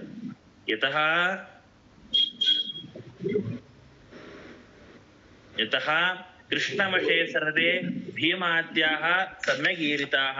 ಅಷ್ಟೇ ಅಲ್ಲ ನೋಡ್ರಿ, ಬ್ರಹ್ಮಾದಿಗಳು ಎಲ್ಲರೂ ಕೂಡ ವಿಷ್ಣುವಿನ ವಶ ಅಂತ ಹಿಂದಿನ ಶ್ಲೋಕದಲ್ಲಿ ಹೇಳಿದ್ರು. ಹಿಂದಿನ ಶ್ಲೋಕದಲ್ಲಿ ಏನ್ ಹೇಳಿದ್ರು? ಬ್ರಹ್ಮಾದಿ ಎಲ್ಲ ದೇವತೆಗಳು ಕೂಡ ಭಗವಂತನ ವಶರಾಗಿದ್ದಾರೆ ಅಂತ ಹೇಳಿದ್ರು. ಮಹಾಭಾರತ ಹಾಗೆ ಹೇಳ್ತಾ ಇದೆ. ಎಲ್ಲಿ ಯಾವ ಪ್ರಸಂಗ ಎಲ್ಲಿ ಹೇಳಿದ್ದಾರೆ ಅಂತಂದ್ರೆ ಅದಕ್ಕೆ ಮತ್ತೆ ಮುಂದಿನ ಶ್ಲೋಕದಲ್ಲಿ ಹೇಳ್ತಾ ಇದ್ದಾರೆ. ಯತಃ ಕೃಷ್ಣವಶೇ ಸರ್ವೇ ಭೀಮಾದ್ಯ ಸಮ್ಯಗೀರಿತಾಃ. ಸರ್ವೇ ಭೀಮಾದ್ಯಾಃ, ಭೀಮ, ಅರ್ಜುನ, ನಕುಲ, ಸಹದೇವ, ಧರ್ಮರಾಜ ಎಲ್ಲರೂ ಕೂಡ ಸರ್ವೇ ಕೃಷ್ಣ ವಶೇ, ಎಲ್ಲರೂ ಕೂಡ ಭಗವಂತನ ವಶದಲ್ಲೇ ಎಂಬುದಾಗಿ ಈರಿತಾಃ. ಅತಃ ಬ್ರಹ್ಮಾದೀನ ವಿಷ್ಣುವಶತ್ವಂ ಪ್ರಕಾಶಿತಂ ಕರ್ತಂ ಹಿ. ನೋಡ್ರಿ, ಇವಾಗ ತಾರೆ ಪ್ರಶ್ನೆ ಬಂದಿತ್ತು ನಮಗೆ. ವಿಷ್ಣುವಿನ ವಶರಾಗಿದ್ದಾರೆ ಬ್ರಹ್ಮಾದಿ ಎಲ್ಲ ದೇವತೆಗಳು ಅಂತನ್ನೋದನ್ನ ಮಹಾಭಾರತ ಗ್ರಂಥ ಹೇಳುತ್ತೆ. ಆದ್ರಿಂದಾಗಿ ಮಹಾಭಾರತ ಶ್ರೇಷ್ಠ. ಎಲ್ಲ ಶಾಸ್ತ್ರಗಳ ಅರ್ಥವನ್ನು ನಿರ್ಣಯ ಮಾಡುತ್ತೆ, ಆದ್ರಿಂದ ಮಹಾಭಾರತ ಶ್ರೇಷ್ಠ ಅಂತ ಹೇಳಿದ್ರು. ವಿಷ್ಣುವಾದಿ ಭಗವಂತನ ಅಧೀನ ಬ್ರಹ್ಮಾದಿಗಳು ಅಂತನ್ಲಿಕ್ಕೆ ಏನು ತಕ್ಷಣ ಪ್ರಶ್ನೆಗೆ ಉತ್ತರ ಸಿಗಬೇಕು ಅನ್ನೋ ಕಾರಣಕ್ಕೋಸ್ಕರವಾಗಿ ಶ್ರೀಮದಾಚಾರ್ಯ ಹೇಳ್ತಾರೆ, ಹೌದು, ಇಲ್ಲಿ ಬ್ರಹ್ಮಾದಿಗಳು ಅಂತಂದ್ರೆ ಬ್ರಹ್ಮದೇವರು ಬಂದೇ ಇಲ್ಲಲ್ಲ ಇಲ್ಲಿ ಅಂತಂದ್ರೆ ಭೀಮಾದ್ಯಾಹ ಅಂತ ಹೇಳ್ತಾ ಇದ್ದಾರೆ. ಭೀಮಸೇನ ದೇವರು ಅಂತ ಹೇಳ್ತಾ ಇದ್ದಾರೆ. ಭೀಮಾದ್ಯಾಹ, ಭೀಮಸೇನ ದೇವರು ಅಂತಂದ ಮೇಲೆ ಭೀಮಸೇನ ದೇವರು ಬೇರೆ ಅಲ್ಲ, ವಾಯುದೇವರು ಬೇರೆ ಅಲ್ಲ, ಬ್ರಹ್ಮದೇವರು ಬೇರೆ ಅಲ್ಲ. ಭೀಮಾದ್ಯಾಹ ಸರ್ವೇ ಕೃಷ್ಣ ವಶೇ, ಎಲ್ಲ ಭೀಮಸೇನ ದೇವರೇ ಮೊದಲಾದ ಎಲ್ಲರೂ ಕೂಡ ಏನಾಗಿದ್ದಾರೆ? ಕೃಷ್ಣನ ವಶದಲ್ಲೇ ಇದ್ದಾರೆ ಅಂತನೋ ಸಮ್ಯಗೀರಿತಾಃ ಸ್ಪಷ್ಟವಾಗಿ ಈ ಗ್ರಂಥದಲ್ಲಿ ಹೇಳಲ್ಪಟ್ಟಿದೆ. ಅತಃ ಆದ್ದರಿಂದ ಬ್ರಹ್ಮಾದೀನ ವಿಷ್ಣುವಶತ್ವಂ ಪ್ರಕಾಶಿತಂ ಕಥಿತಂ ಹಿ, ಬ್ರಹ್ಮಾದಿಗಳೆಲ್ಲರೂ ಕೂಡ ವಿಷ್ಣುವಿನ ವಶರಾಗಿದ್ದಾರೆ ಅಂತನ್ನೋದನ್ನ ಸ್ಪಷ್ಟವಾಗಿ ಹೇಳಿದ್ದಾರೆ. ಸರ್ವೇಷಾಂ ಜ್ಞಾನದೋ ವಿಷ್ಣುರ್ ಯಶೋದಾದೇತಿ ಚೋದಿತಃ. ಕೃಷ್ಣಸ್ಯ ವಿಷ್ಣುತ್ವಾದ್ ಭೀಮಸ್ಯ ಬ್ರಹ್ಮತ್ವಾದಿ. ನೋಡ್ರಿ, ಒಂದು ಟಿಪ್ಪಣಿಕಾರಷ್ಟ ಸ್ಪಷ್ಟವಾಗಿ ಕೊಡ್ತಾರೆ ನೋಡ್ರಿ. ಹಿಂದಿನ ಶ್ಲೋಕದಲ್ಲಿ ಋತೋ ವಿಷ್ಣು ವಶತ್ವಂ ಹಿ ಬ್ರಹ್ಮಾದೀನಾಂ ಪ್ರಕಾಶತ್ವಂ ಅಂತ ಹೇಳಿದ್ದಾರೆ. ಅಲ್ಲಿ ಏನ್ ಹೇಳ್ತಾ ಇದಾರೆ? ಬ್ರಹ್ಮಾದಿ ಎಲ್ಲ ದೇವತೆಗಳು ವಿಷ್ಣುವಿನ ವಶ ಅಂತ ಹೇಳ್ತಾ ಇದ್ದಾರೆ. ಎರಡನೇ ಶ್ಲೋಕ ಏನ್ ಹೇಳ್ತಾ ಇದಾರೆ? ಭೀಮ ಇವನು ಕೃಷ್ಣನಿಗೆ ವಶ ಅಂತ ಹೇಳ್ತಾ ಇದ್ದಾರೆ. ಅಲ್ಲಿ ಒಂದು ದೇವರ ರೂಪ ಹೆಸರನ್ನು ಹೇಳಿ ಎರಡನೇ ಶ್ಲೋಕದಲ್ಲಿ ಕೃಷ್ಣ ಹಾಗೂ ಭೀಮರನ್ನು ಹೇಳ್ತಾ ಇದ್ರಿ. ಎರಡು ಹಿಂಗ್ ಹೊಂದತ್ತೆ. ಬ್ರಹ್ಮದೇವರು ವಿಷ್ಣುವಿನ ವಶ ಅಂತ ಹೇಳಿ ಇಲ್ಲಿ ಭೀಮ ಕೃಷ್ಣನ ವಶ ಅಂತ ಹೇಳ್ತಾ ಇದ್ರಲ್ಲ ಅಂತಂದ್ರೆ ಅದಕ್ಕೆ ಎಲ್ಲರಿಗೆ ತಿಳಿದಿರೋ ವಿಷಯ. ಕೃಷ್ಣ ಅಂದ್ರೆ ಬೇರೆ ಅಲ್ಲ, ವಿಷ್ಣು ಅಂದ್ರೆ ಬೇರೆ ಅಲ್ಲ. ಕೃಷ್ಣಸ್ಯ ವಿಷ್ಣುತ್ವಾತ್, ಕೃಷ್ಣನೇ ವಿಷ್ಣು ಆಗಿದ್ದಾನೆ. ಭೀಮಸ್ಯ ಬ್ರಹ್ಮತ್ವಾತ್, ಭೀಮಸೇನ ದೇವರೇ ಬ್ರಹ್ಮದೇವರೇ ಭೀಮಸೇನ ದೇವರು. ಕೆಲವರು ಪ್ರಶ್ನೆ ಮಾಡ್ತಾರೆ, ಅಲ್ಲ ರೀ ಆ ಶ್ಲೋಕದಲ್ಲಿ ಬ್ರಹ್ಮದೇವರನ್ನ ಹೇಳಿದ್ದಾರೆ, ಈ ಶ್ಲೋಕದಲ್ಲಿ ಭೀಮಸೇನ ದೇವರನ್ನ ಹೇಳ್ತಾ ಇದ್ದಾರೆ, ಏನ್ ಹೇಗೆ ಹೊಂದತ್ತೆ ಅಂತಂದ್ರೆ ಭೀಮಸೇನ ದೇವರು ಬೇರೆ ಅಲ್ಲ, ಬ್ರಹ್ಮದೇವರು ಬೇರೆ ಅಲ್ಲ, ಇಬ್ರು ಒಂದೇ ಅನ್ನೋದನ್ನು ತೋರಿಸ್ಕೊಡೋದಕ್ಕೋಸ್ಕರವಾಗಿ ಟಿಪ್ಪಣಿಕಾರ ಸಣ್ಣ ಸಣ್ಣ ವಿಚಾರವನ್ನು ಕೂಡ ಸ್ಪಷ್ಟವಾಗಿ ಹೇಳಿದ್ದಾರೆ. ಸರ್ವೇಶಾಂ ಜ್ಞಾನದೋ ವಿಷ್ಣು ಯಶೋದಾದೇತಿ ಚೋದಿತಃ. ಅದರಿಂದಾಗಿ ಸರ್ವೇಶಾಂ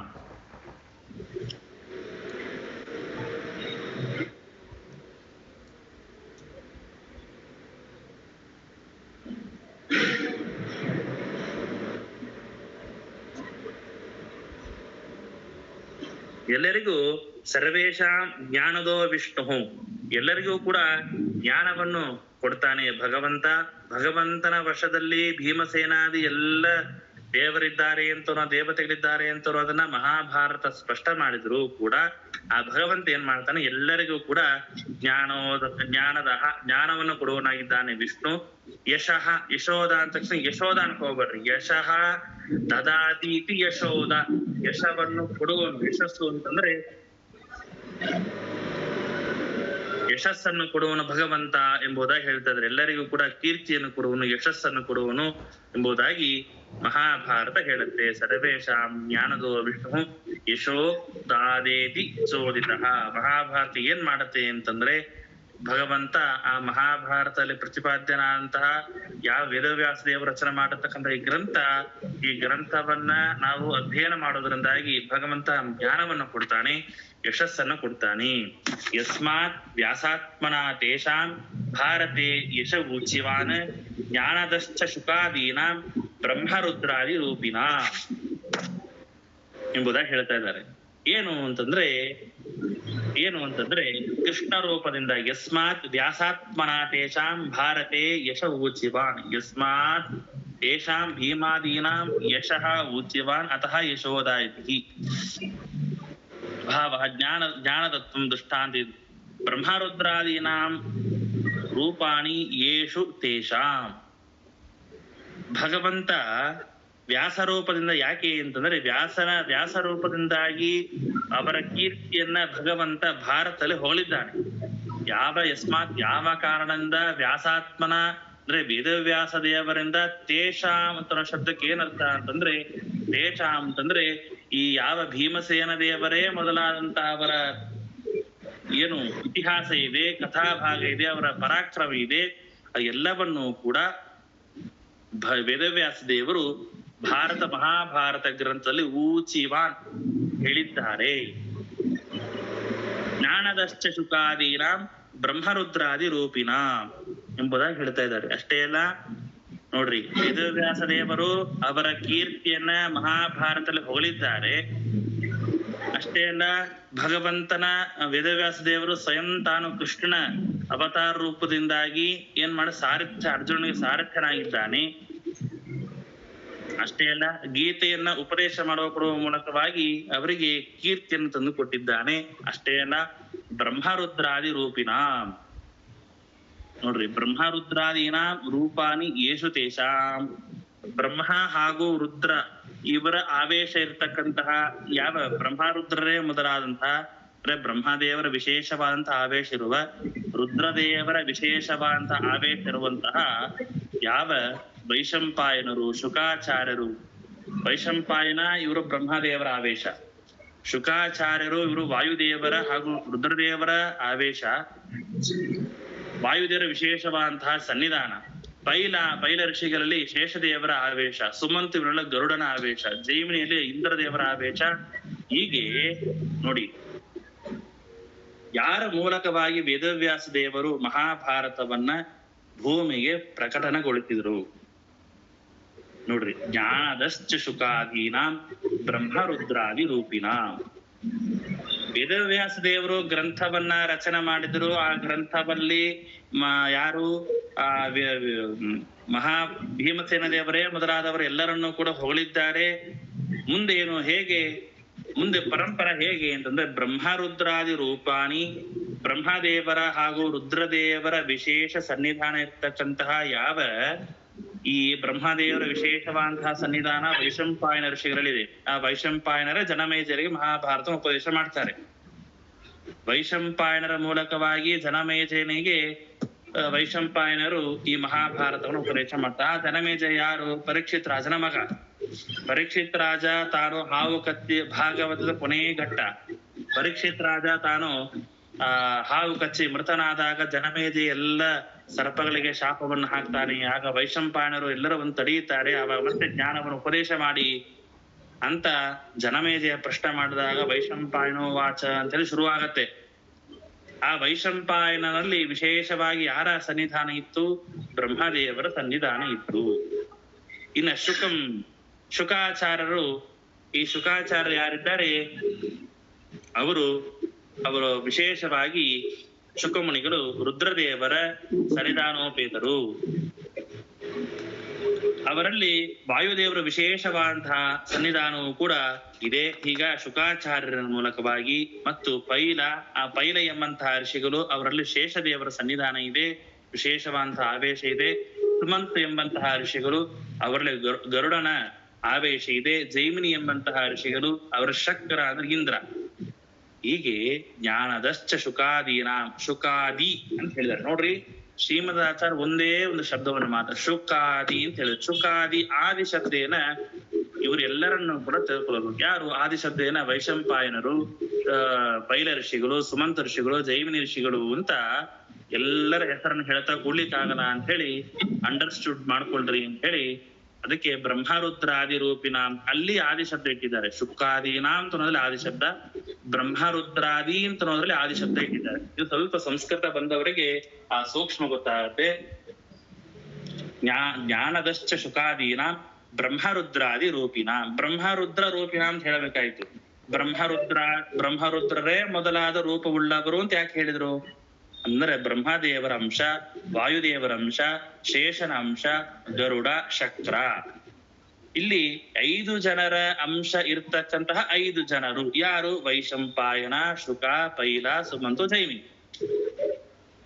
ಹೀಗೆ 5 ಜನರಲ್ಲಿ 5 ಜನ ದೇವತೆಗಳ ರೂಪ ವಿಶೇಷವಾದಂತಹ ಸನ್ನಿಧಾನ ಇದ್ದು ಅವರ ಮೂಲಕವಾಗಿ ಭಗವಂತ ಶ್ರೀ ವೇದವ್ಯಾಸ ದೇವರು ನಮಗೆ ಈ ಯಾವ ಉತ್ತಮವಾದಂತಹ ಗ್ರಂಥವನ್ನ ಜ್ಞಾನದಾನವನ್ನು ಮಾಡಿದ್ದಾರೆ.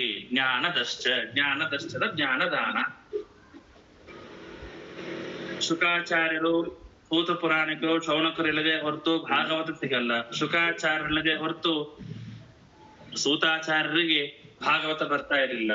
ಶುಕಾಚಾರ್ಯರು ವೇದವ್ಯಾಸ ದೇವರಲ್ಲಿ ಅಧ್ಯಯನ ಮಾಡದ ಹೊರತು ಅವರಿಗೆ ಭಾಗವತ ಸಿಗ್ತಾ ಇರಲಿಲ್ಲ. ಅಂತೂ ಶುಕಾಚಾರ್ಯರಿಂದ ಸೂತರಿಂದ ಶೌನಕರಿಂದ ಮತ್ತು ಇನ್ನೊಂದು ಪರಂಪರೆ ನಾರದರಿಂದಾಗಿ ಸನಕಾದಿಗಳು, ಹೀಗೆ 2 ಪರಂಪರಾ ಮೂಲಕವಾಗಿ ಭಾಗವತ ಬರುತ್ತೆ ಅಂತಾದ್ರೆ ಮಹಾಭಾರತ ವೈಶಂಪಾಯನ ಹಾಗೂ ಜನಮೇಜಯ.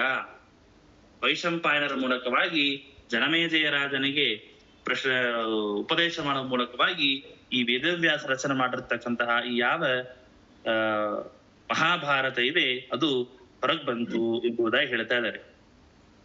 ಅರ್ಥ ಆಯ್ತಾ? ಅರ್ಥ ಆಗ್ತಾ ಇದೆ ಸ್ವಲ್ಪ ಇವತ್ತಿನದು?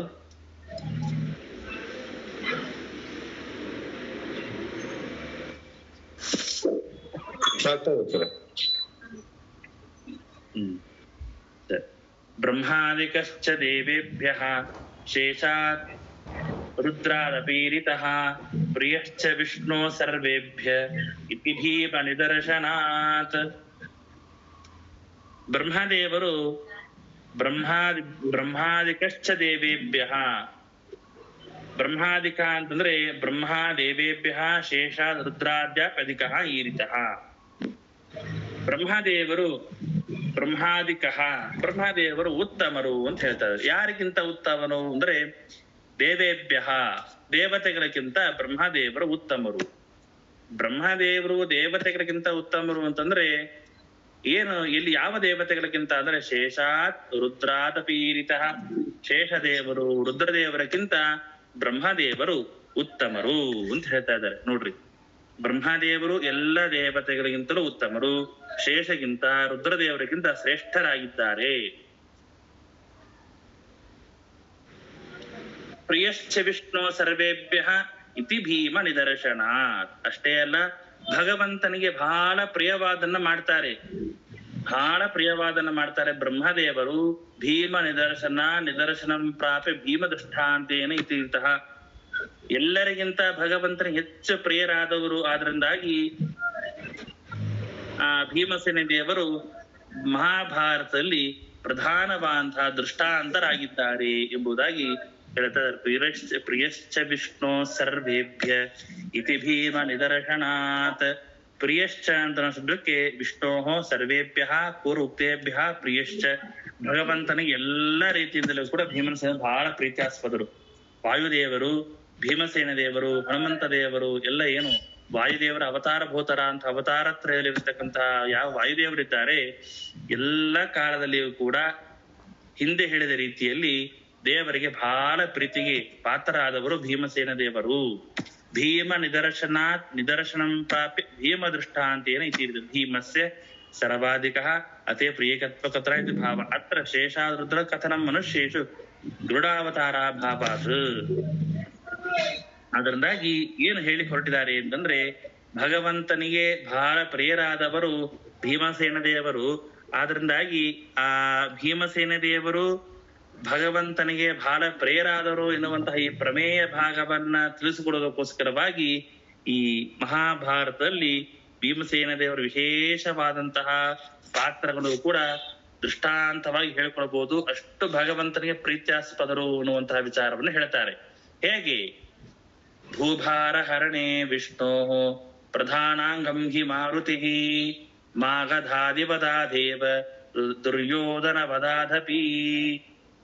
ಭಗವಂತನಿಗೆ ಬಹಳ ಪ್ರೀತ್ಯಾಸ್ಪದವಾದವರು ಭೀಮಸೇನ ದೇವರು. ಯಾಕೆ ಅಂತಂದ್ರೆ ಭೂಭಾರ ಹರಣೆ ವಿಷ್ಣೋ ಪ್ರಧಾನಾಂಗಂ ಹಿ ಮಾರುತಿ. ಭಗವಂತ ಈ ಕೃಷ್ಣಾವತಾರ ರಾಮಾವತಾರವನ್ನು ಮಾಡಿದಾಗ ಎಲ್ಲ ಪ್ರಧಾನವಾಗಿ ರಾಮಕೃಷ್ಣಾವತಾರವನ್ನು ಮಾಡಿದಾಗ ಪ್ರಧಾನವಾಗಿ ಭೂಭಾರ ಹರಣಕ್ಕೋಸ್ಕರವಾಗಿ ಭಗವಂತ ಅವತಾರವನ್ನು ಮಾಡಿದ. ಭೂಭಾರ ಹರಣೆ ವಿಷ್ಣು, ಭೂಭಾರ ಹರಣವನ್ನು ಮಾಡೋಕ್ಕೋಸ್ಕರವಾಗಿ ಭಗವಂತ ಅವತಾರವನ್ನು ಮಾಡಿದಾಗ ಅಲ್ಲಿ ಭಗವಂತ ಹೌದು, ಆದ್ರೆ ಅಲ್ಲಿ ಪ್ರಧಾನ ಅಂಗಂ ಹಿ ಮಾರುತಿ. ಅಲ್ಲಿ ಮಾರುತಿ ಅಂದರೆ ಭೀಮಸೇನ ದೇವರು ಪ್ರಧಾನವಾದಂತಹ ಅಂಗ, ಪ್ರಧಾನವಾದಂತಹ ಕಾರ್ಯವನ್ನು ಮಾಡಿದವರು ಅವರು. ಯಹ ಯಸ್ಯ ಕಾರ್ಯೇ ಪ್ರಧಾನಾಂಗಂ ಸಹ ತಸ್ಯ ಪ್ರಿಯ ಇತಿ ಸಿದ್ಧಂ. ನೋಡ್ರಿ, ಶ್ರೀಮದಾಚಾರ್ಯ ಹಿಂದಿನ ಶ್ಲೋಕಕ್ಕೂ ಮುಂದಿನ ಶ್ಲೋಕ ಒಂದು ಲಿಂಕ್ ಇಡ್ತಾರೆ. ಸುಮ್ನೆ ದೇವರಿಗೆ ಭೀಮಸೇನ ದೇವರು ಬಹಳ ಪ್ರಿಯ, ಬ್ರಹ್ಮದೇವರು ಬಹಳ ಪ್ರಿಯ ಅಂತ ಯಾಕೆ ಹೇಳ್ತಾರೆ? ಸುಮ್ನೆ ಶ್ರೀಮದಾಚಾರ್ಯ ಹೇಳ್ತಾ ಇಲ್ಲ. ಯಾಕೆ ದೇವರಿಗೆ ಹನುಮಂತ ದೇವರು ಅಂದ್ರೆ ಬಹಳ ಇಷ್ಟ, ಭೀಮಸೇನ ದೇವರು ಅಂದ್ರೆ ಯಾಕೆ ಬಹಳ ಇಷ್ಟ, ಮಧ್ವಾಚಾರ್ಯ ಅಂತಂದ್ರೆ ಯಾಕೆ ವೇದವ್ಯಾಸ ದೇವರು ಬಹಳ ಪ್ರೀತ್ಯಾಸ್ಪದ ಅಂತಂದ್ರೆ ವಿಚಾರ ಮಾಡಿ. ಪ್ರಧಾನ ಅಂಗಂ ಹಿ ಮಾರುತಿ. ಮೂರು ಅವತಾರಗಳಲ್ಲಿ ನಾವು ಪ್ರಧಾನ ಅಂಗಂ ಹಿ ಮಾರುತಿ ಅಂತ ನೋಡಬಹುದು. ಭಗವಂತ ತಾನು ರಾಮಾವತಾರವಾಗಿದ್ದಾಗ ಹನುಮಂತ ದೇವರು ಪ್ರಧಾನಾಂಗಂ ಹಿ ಮಾರುತಿ. ಆ ಸೀತಾದೇವಿಯನ್ನ ತಂದು ರಾಮದೇವರಿಗೆ ಒಪ್ಪಿಸುವಂತಹ ದೊಡ್ಡದಾದಂತಹ ಸ್ಥಳದಲ್ಲಿ ಪ್ರಧಾನವಾದಂತಹ ಅಂಗ ಯಾರದಿತ್ತು? ಮಾರುತಿ, ಹನುಮಂತ ದೇವರದು. ಅದೇ ರೀತಿಯಾಗಿ ಕೃಷ್ಣಾವತಾರ ಮಹಾಭಾರತಗಳಲ್ಲಿ ಪ್ರಧಾನಾಂಗಂ ಹಿ ಮಾರುತಿ. ಪ್ರಧಾನವಾದಂತಹ ಯುದ್ಧವೇ ಮೊದಲಾದಂತಹ ಯಾವ ಪ್ರಸಂಗದಲ್ಲಿ ಈ ಮಾರುತಿ ಅಂತ ಶಬ್ದಕ್ಕೆ ವಾಯುವಿನ ಎರಡನೇ ಅವತಾರರಾದಂತಹ ಭೀಮಸೇನ ದೇವರ ಪ್ರಧಾನವಾದಂತಹ ಅಂಗ ಇತ್ತು. ಆದ್ದರಿಂದ ಸಹ ತಸ್ಯ ಪ್ರಿಯ. ದೇವರ ಕಾರ್ಯದಲ್ಲಿ ಪ್ರಧಾನವಾದಂತಹ ಪಾತ್ರವನ್ನ ವಹಿಸಿ ಆ ಎಲ್ಲ ಕಾರ್ಯವನ್ನು ಕೂಡ ಯಶಸ್ಸಾಗಿ ಮಾಡ್ತಾರೆ. ಆದ್ದರಿಂದಾಗಿ ನನಗೆ ಪ್ರಿಯ ಭೀಮ ಅಂತ ಭಗವಂತ ಹೇಳ್ತಾನೆ. ದೇವರು ನನಗೆ ಈತ ಪ್ರಿಯ ಅಂತ ಹೇಳ್ಬೇಕು ಅಂತಾದ್ರೆ ವಾಯುದೇವರ ಯೋಗ್ಯತೆ, ವಾಯುದೇವರ ಶಕ್ತಿ, ವಾಯುದೇವರಲ್ಲಿರ್ತಕ್ಕಂತಹ ಭಕ್ತಿ ಎಷ್ಟು ಅಂತ ಅನ್ನೋದನ್ನ ನಾವು ವಿಚಾರ ಮಾಡುದು. ಏನು ಅಂತದೇನಪ್ಪ ಇವರು ಪ್ರಧಾನವಾದಂತ ಅಂಗವನ್ನು ಏನು ಮಾಡ್ಬಿಟ್ರು ಅವರು ವಾಯುದೇವರು? ಏನ್ ಮಾಡಿದ್ರಪ್ಪ ಇವರು ಅಂತಂದ್ರೆ ಪ್ರಥಮ ಸಾಧನತ್ವಾತ್ ಪ್ರಿಯೋ ಭವತು ಫಲಾದಿಕಶ್ಚ ಕುತಃ ಮಾಗಧಃ ಆದಿಪದ ಕೀಚಕಾದಿ. ನಾಮ್ ಏನ್ ಮಾಡಿದ್ರು ಅಂತ ಹೇಳ್ತೀರಾ? ಭೀಮಸೇನ ದೇವರು ಎಲ್ಲರನ್ನೂ ಕೂಡ, ಕೀಚಕರೇ ಮೊದಲಾಂತ ಎಲ್ಲರನ್ನೂ ಕೂಡ ಭೀಮಸೇನ ದೇವರು ಸಂಹಾರವನ್ನು ಮಾಡಿದ್ದಾರೆ. ಅಷ್ಟೇ ಅಲ್ಲ, ಜರಾಸಂಧ ವಧವನ್ನು ಕೂಡ ಮಾಡಿದ್ದಾರೆ. ಹೀಗೆ ಎಲ್ಲರನ್ನೂ ಕೂಡ ನಾಶ ಮಾಡಿರ್ತಕ್ಕಂಥವರು ಭೀಮಸೇನ ದೇವರು ಎಂಬುದಾಗಿ ಹೇಳ್ತಾರೆ. ಆದಿಪದಾತ್ ಕೀಚಕಾದೀನಾಂ ಗ್ರಹಣಂ ತೇನ ಭೀಮಸ್ಯ ಬಲಾಧಿಕಂ ಮಾಗಧಾದಿವಧಾತ್ ಸಿದ್ಧಂ. ಅನೇಕ ಜನ ರಾಕ್ಷಸರನ್ನ ಅನೇಕ ಜನರನ್ನ ಎಲ್ಲರನ್ನೂ ಕೂಡ ಶ್ರೀಮದಾಚಾರ್ಯರು ತಾವು ಏನ್ ಮಾಡಿದ್ದಾರೆ, ಯಾರು ಭೀಮಸೇನ ದೇವರು ಏನ್ ಮಾಡಿದ್ದಾರೆ ಅಂತಂದ್ರೆ ತನ್ನ ಬಾಹುಬಲದಿಂದಾಗಿ ಎಲ್ಲರನ್ನೂ ಕೂಡ ಸಂಹಾರ ಮಾಡಿದ್ದಾರೆ. ಜರಾಸಂಧನೇ ಮೊದಲಾದಂತಹ ಪ್ರಧಾನರಾದಂತಹ ಯಾವ ರಾಕ್ಷಸರಿದ್ದಾರೆ ಅವರ ಮೂಲಕವಾಗಿ ಭೀಮಸೇನ ದೇವರು ಭೂಭಾರಹರಣವನ್ನು ಮಾಡಿದ್ದಾರೆ. ಭೂಭಾರಹರಣೆ ವಿಷ್ಣು ಪ್ರಧಾನಾಂಗಂ ಹಿ ಮಾರುತಿ ಮಾಗದಾಧಿಪದಾ ದೇವ ದುರ್ಯೋಧನ ವದಾಯತಿ. ಕೀಚಕ ಮುಂತಾದಂತಹ ಎಲ್ಲರನ್ನೂ ಸಂಹಾರ ಮಾಡುವಾಗ ಆಗ್ಲಿ, ದುರ್ಯೋಧನರ ಮೊದಲಾದಂತ ಎಲ್ಲರನ್ನೂ ಕೂಡ ಕೊಲ್ಲುವಂತಹ ಪ್ರಸಂಗದಲ್ಲಿ ಆಗಲಿ, ಭಗವಂತನ ವಿಶೇಷವಾದಂತಹ ಭೂಭಾರಹರಣದ ಕಾರ್ಯದಲ್ಲಿ ಭೀಮಸೇನ ದೇವರ ವಿಶೇಷವಾದಂತಹ ಅಂಗ ಪಾತ್ರ ಇದೆ. ಆದ ಕಾರಣ ಅವರು ಭಗವಂತನಿಗೆ ಬಹಳ ಪ್ರೀತ್ಯಾಸ್ಪದರು ಎಂಬುದಾಗಿ ಹೇಳ್ತಾ ಇದ್ದಾರೆ. ಯೋಯ ಏವ ಬಲಜ್ಯೇಷ್ಠಃ ಕ್ಷತ್ರಿಯೇಷು ಸ ಉತ್ತಮಃ ಅಂಗಂ ಚೇತ್ ವಿಷ್ಣು ಕಾರ್ಯೇಷು ತದ್ಭಕ್ತಿಯೇವ ನ ಚಾನ್ಯತಾ. ಯೋ ಫಲಾಧಿಕ್ಯತ್ವೇಪಿ ಉತ್ತಮತ್ವಂ ಕುತಃ ಅಂತೇಳಿ ಮತ್ತೆ ಪ್ರಶ್ನೆ ನೋಡ್ರಿಲ್ಲಿ.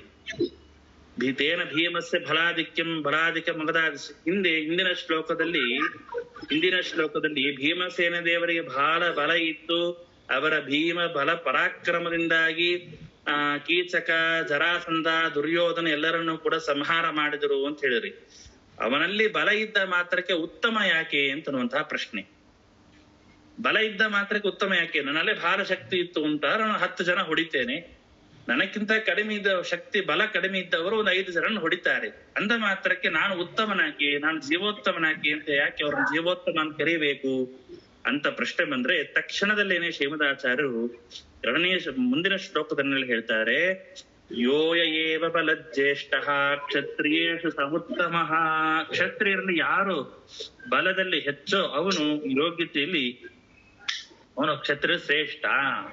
ವೇನಾದಿ ವ್ಯಾವೃತ್ತರ್ಥಮ ಸಂಗತಂ ದುರ್ಯೋಧನಾದಿನಾಮ ಸಂಗತಂ ಸ್ಯಾತ್ಸಾಹ.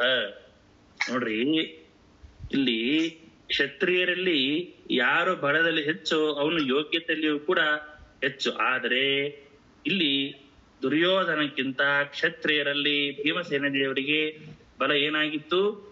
ಹೆಚ್ಚಾಗಿತ್ತು. ಆದ್ರಿಂದಾಗಿ ಕ್ಷತ್ರಿಯರಲ್ಲಿ ಯಾರಿಗೆ ಬಲ ಇರುತ್ತೆ ಅವನು ಕ್ಷತ್ರಿಯರಲ್ಲಿ ಸಹ ಉತ್ತಮ ಕ್ಷತ್ರಿಯ, ಅವನು ಕ್ಷತ್ರಿಯರು ಉತ್ತಮನಾಗ್ತಾನೆ. ದುರ್ಯೋಧನ, ಕೀಚಕ ಇವರೆಲ್ಲರೂ ಕೂಡ ಕ್ಷತ್ರಿಯರು. ಆದ್ರೆ ಕ್ಷತ್ರಿಯರಾದರೂ ಕೂಡ ಬಲದಲ್ಲಿ ಜ್ಯೇಷ್ಠರಾಗಿಲ್ಲ. ಬಲದಲ್ಲಿ ಜ್ಯೇಷ್ಠರಾದವರು ಯಾರು ಅಂತಂದ್ರೆ ಭೀಮಸೇನ ದೇವರು. ಅಂಗಂ ಚೇತ್ ವಿಷ್ಣು ಕಾರ್ಯೇಷು ತದ್ಭಕ್ತಿಯೇವ ನ ಚಾನ್ಯತಾ.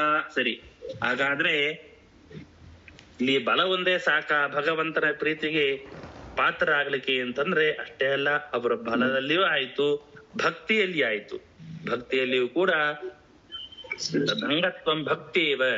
ಆ ದೇವರು ಅವರು ಮಾಡುವಂತಹ ಒಂದೊಂದು ವಧೆ, ದುರ್ಯೋಧನ ವಧೆಯನ್ನು ಮಾಡುವಾಗ, ಕೀಚಕನ ವಧೆಯನ್ನು ಮಾಡುವಾಗ, ಜರಾಸಂಧನ ಸಂಹಾರವನ್ನು ಮಾಡುವಾಗಲೂ ಕೂಡ ನಾನು ಭಾರಿ ಬಾಕ್ಸಿಂಗ್ ಮಾಡುವನು, ನಾನು ಭಾರಿ ಮಲ್ಯುದ್ಧವನ್ನು ಮಾಡುವನು ಅನ್ನುವಂತಹ ಬಲ ಪರಾಕ್ರಮದಿಂದಾಗಿ ಅವರು ಎಲ್ಲರನ್ನ ಗೆದ್ದು ಸೋಲಿಸಿಲ್ಲ.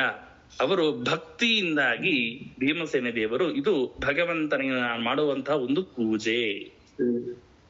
ದುಷ್ಟರನ್ನ ಸಂಹಾರ ಮಾಡುವುದು ಭಗವಂತನಿಗೆ ನಾನು ಸಮರ್ಪಣೆ ಮಾಡುವಂತಹ ಒಂದು ಪುಷ್ಪ, ದೇವರಿಗೆ ಸಮರ್ಪಣೆ ಮಾಡುವಂತಹ ಒಂದು ಪೂಜೆ ಎನ್ನುವಂತಹ ಅನುಸಂಧಾನದಿಂದಾಗಿ ತದ್ ಅಂಗತ್ವಂ, ಆ ಅಂಗದಲ್ಲಿಯೂ ಕೂಡ ಅಂದ್ರೆ ವಧೆ ಮಾಡುವಂತಹ ಒಂದು ಪ್ರಸಂಗದಲ್ಲಿಯೂ ಕೂಡ ಅಲ್ಲಿ ಭಕ್ತಿ ಇತ್ತು ಅಂತ ಹೇಳ್ತಾ ಇದ್ದಾರೆ. ವಿಷ್ಣು ಭಕ್ತ್ಯ ಭಾವೇನ ಭವತಿ.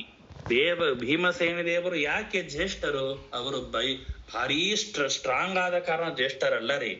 ಅವರು ಪ್ರತಿಯೊಂದು ಸಂಹಾರವನ್ನು, ಒಬ್ಬೊಬ್ಬ ವ್ಯಕ್ತಿಯನ್ನ ಸಂಹಾರ ಮಾಡುವಂತಹ ಪ್ರಸಂಗದಲ್ಲಿಯೂ ಕೂಡ ಇದು ಭಗವಂತ, ನನ್ನಲ್ಲೇ ಇರ್ತಕ್ಕಂತಹ ಭಗವಂತನಿಗೆ ಇದು ಸಮರ್ಪಣೆ ಎನ್ನುವಂತಹ ಭಕ್ತಿಯಿಂದ ಅವರು ಮಾಡಿದ್ರ. ಆದ್ರಿಂದಾಗಿ ಅವರ ಭಕ್ತಿಯಿಂದ ಕೂಡಿರ್ತಕ್ಕಂತಹ ಬಲ, ಆ ಬಲದ ಆಧಿಕ್ಯದಿಂದಾಗಿ ಅವರು ಜ್ಯೇಷ್ಠರು. ಆ ಭಕ್ತಿಯಿಂದ ಕೂಡಿದ ಬಲದಿಂದಾಗಿ ಅವರು ಆಧಿಕ್ಯದಿಂದ ಜ್ಯೇಷ್ಠರಾದ ಕಾರಣ ಅವರು ಭಗವಂತನಿಗೆ ಬಹಳ ಪ್ರೀತ್ಯಾಸ್ಪದರು. ಯೋಯ ಏವ ಬಲಜ್ಯೇಷ್ಠ ಕ್ಷತ್ರಿಯೇಷು ಸ ಉತ್ತಮ ಅಂಗೇಂ ಚೇದ್ ವಿಷ್ಣು ಕಾರ್ಯೇಷು ತದ್ಭಕ್ತಿಯೇವ ನ ಚಾನ್ಯತಾ ಎಂಬುದಾಗಿ ಹೇಳಿದ್ದಾರೆ. ಸಾಕು. ಹರೇ ನಮಃ.